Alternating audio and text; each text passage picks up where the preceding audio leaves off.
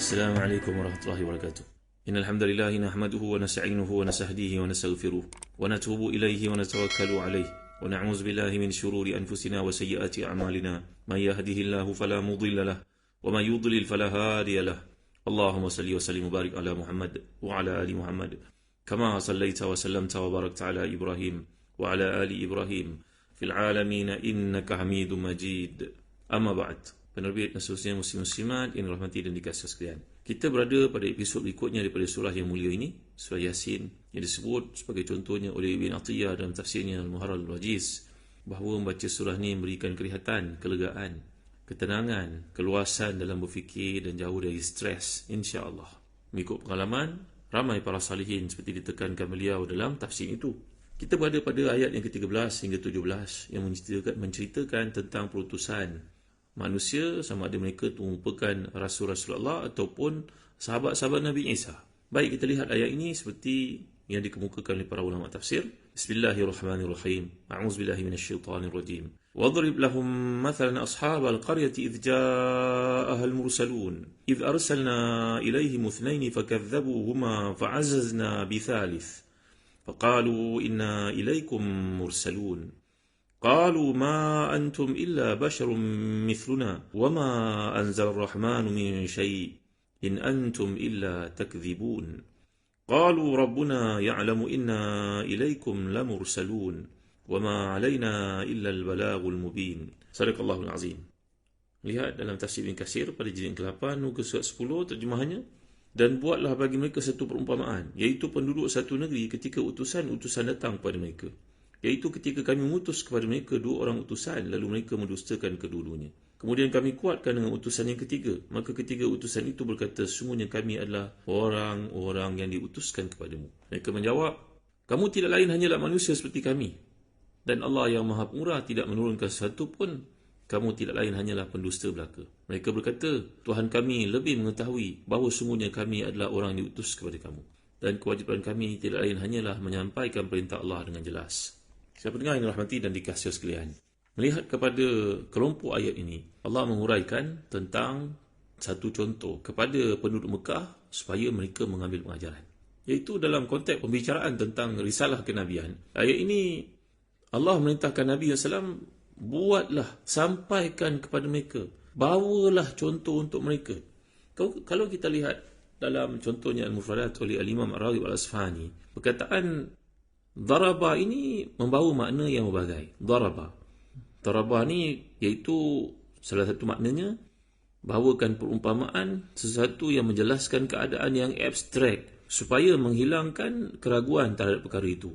Contoh ya, kita dapat lihat dalam surah Al-Kahfi bila Allah menggunakan fadarabna ala adhanihim fil kahfi sinina adada. Ini dalam ayat ke-11 surah Al-Kahfi. Iaitu maksud di sini Allah SWT telah pun menjadikan mereka tertidur.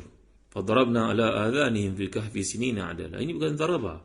Kalau kita lihat surah Nisa pula ayat ke-34, Allah menceritakan wadribuhunna, iaitu dalam konteks saya wahjuruhunna fil madaji wadribuhunna. Dalam kes yang melibatkan wanita ataupun isi yang nusyus, maka dibenarkan untuk seorang suami berhijrah di tempat tidur, meninggalkan mereka di tempat tidur, bukan meninggalkan dari bilik tidur. Berbeza itu.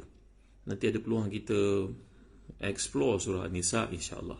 Kata Dr. Atin Namulisi dalam konteks saya ini, tinggalkan, jangan sampai anak-anak melihat berlakunya persisian faham itu. Walaupun Allah menyebut hujung wadribuhunna, dan pukul mereka, tapi pukul ni bukan bererti pukul seperti kita pukul ular umpamanya.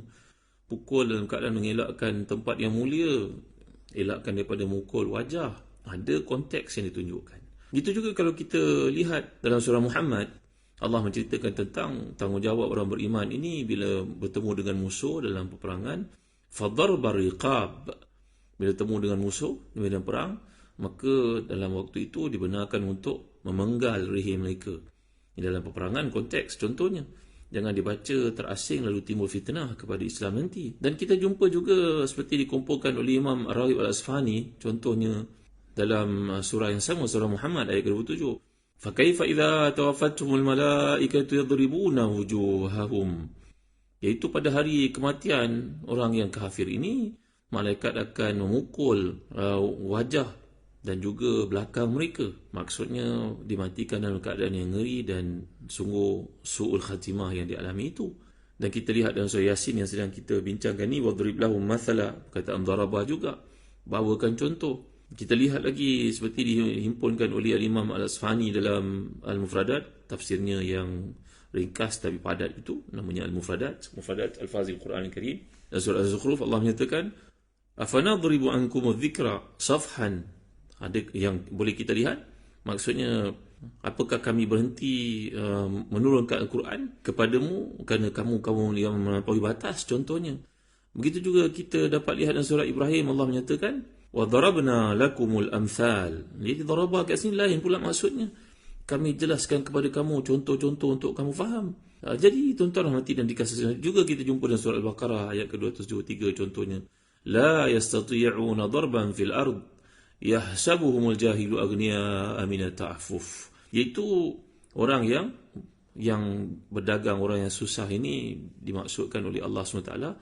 Maka maksud dalam konteks saya ini orang yang miskin, yang kita nampak macam tak ada apa-apa, sebenarnya mereka itu susah. Jadi Allah gunakan perkataan darabah ni untuk konteks yang beza-beza, tuan-tuan dimuliakan sekalian. Apa yang penting untuk saya fahamkan kepada tuan-tuan pada kali ini, iaitu wadrib lahum mathala, beri kepada mereka ni contoh untuk mereka renungi.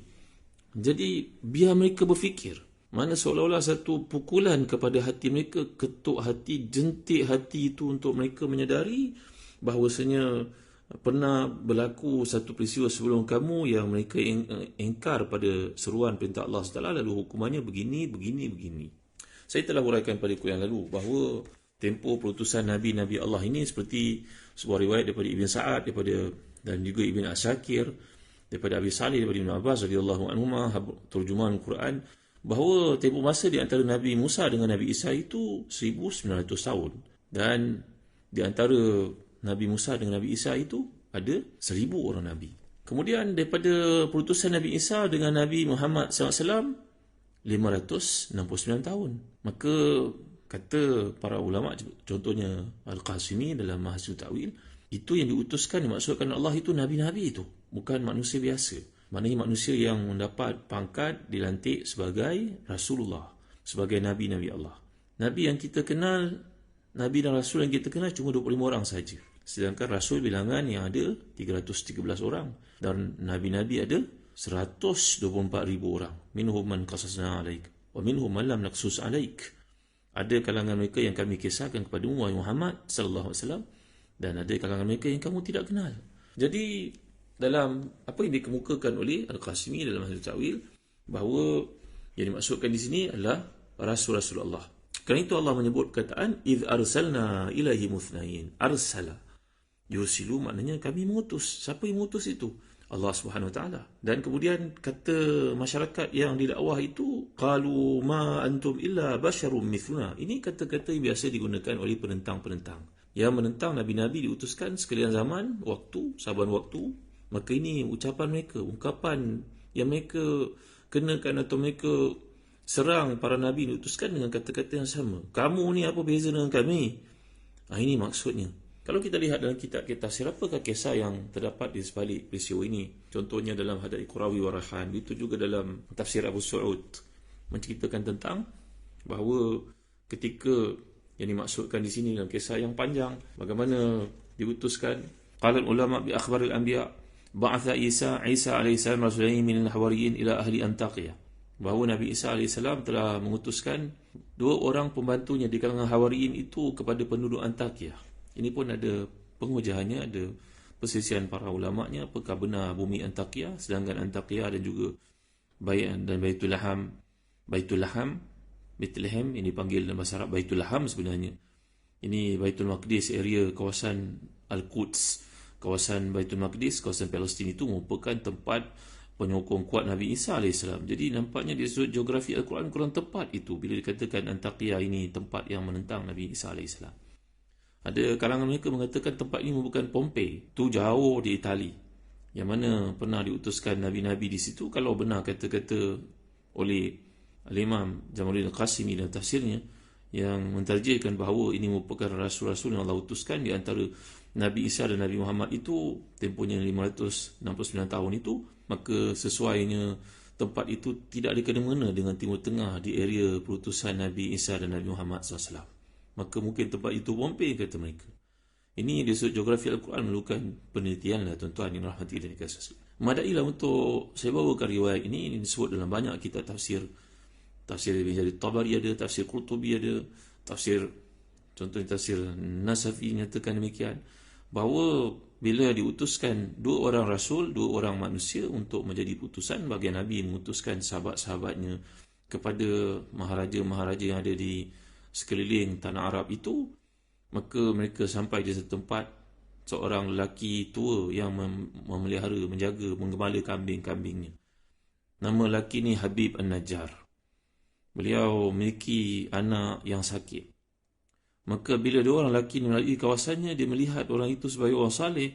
Habib An-Najjar yang bukan beragama Islam itu meminta daripada dua orang perutusan ni tadi untuk membuktikan kebenaran dakwah Nabi yang mengutuskan mereka agar mendoakan untuk puteranya yang sakit itu. Kerana Allah Ta'ala bukan sahaja memberi kepada Nabi Isa kemampuan untuk menghidupkan yang mati, merawat orang yang sakit kusta, yubriul akmaha wal abrasa wa yuhyil mauta biiznillah, menghidupkan dan merawat orang yang buta menjadi celik, merawat orang yang sakit kulit. Ini kehebatan mukjizat Nabi Isa pada zaman tersebut yang menyaksikan ramai orang kelilingnya merupakan pengamal-pengamal perbuatan yang tegar, yang hebat. Jadi Allah mengutuskan Nabi dengan mukjizat yang sesuai dengan pertandingan ataupun kekuatan yang kelebihan yang ada pada umat tersebut. Maka Nabi Isa tentunya seorang Nabi Allah memiliki mukjizat menghidupkan orang yang mati. Maka kelebihan ini juga dimiliki oleh pengikut Nabi Isa. Ini dipanggil sebagai karamah. Macam Nabi kita Muhammad SAW yang memiliki mukjizat Al-Quran. Mukjizat membanyakkan air yang sedikit, mengeluarkan air di tangan baginda SAW, menjadikan makanan sedikit cukup untuk ramai orang. Antara mukjizat Nabi SAW itu memasukkan mata sahabat dalam perang Uhud yang jatuh dari soketnya. Ini tuan-tuan tahu, ini mukjizat Nabi kita SAW. Dan begitu juga pengikut Nabi Isa ni juga memiliki karamah. Macam pengikut Nabi Muhammad SAW memiliki karamah yang ada pada Rasulullah SAW. Tuan-tuan tahu ada kalangan pengikut Nabi Muhammad SAW walaupun tak sempat jumpa dengan Nabi, yang pernah dibakar dalam api, tetapi beliau selamat. Ini karamah, ini bukan mukjizat, kerana diberikan kepada seorang manusia selain daripada Nabi, selain daripada Rasul, itu namanya karamah. Maka karamah yang ada pada dua orang perutusan yang diutus Nabi Isa ini, mengikut riwayat kebanyakan kitab tafsir ini, mereka telah pun menyembuhkan, mereka telah merawat hingga sembuh anak kepada Habib An-Najjar ini. Lalu Habib An-Najjar pun masuk Islam. Maka kedua orang Nabi ini, kedua orang utusan ini, sama ada mereka Nabi ataupun Rasul yang telah saya huraikan sebelum ini, pandangan para ulama terhadap mereka, maka keduanya meneruskan perjalanan dalam dakwah itu dan bertemulah dengan tempat tersebut, penduduk tempat tersebut yang mereka menentang perutusan dua orang utusan Nabi Isa ataupun utusan Allah direct ini. Saya harap tuan-tuan faham apa yang disampaikan ini. Jadi apa yang berlaku sekarang, mereka menentang habis-habisan dua orang pendakwah ini. Maka apa yang berlaku tuan-tuan? Kita akan lihat dalam tafsir, dalam ayat, dalam tafsiran pada kuliah yang berikutnya, apakah tindakan berlaku kepada mereka sehingga menyebabkan Habib An-Najjar ini telah dibunuh. Dan akhirnya Allah Ta'ala menceritakan kepada kita di atas prinsip Al-Quran yang namanya Al-Ijaz, membawa pendekatan, menutup tirai dan membawa mesej yang paling utama, nama tidak disebutkan. Yang pentingnya adalah ibrah di sebalik peristiwa yang berlaku itu. InsyaAllah kita akan lihat uslub Al-Quran sebagai satu wajah kemukjizatan yang ada. Di samping kisah-kisah yang dikemukakan yang panjang lebar ini, yang mudah-mudahan menambah iman kepada kita, memberi kefahaman lebih lanjut kepada kita. Wallahu alam, wa sallallahu ala sayyidina Muhammad wa ala alihi wa sahbihi wa baraka wa sallam, walhamdulillahi rabbil alamin, wa barakallahu fikum, wassalamu alaikum warahmatullahi wabarakatuh.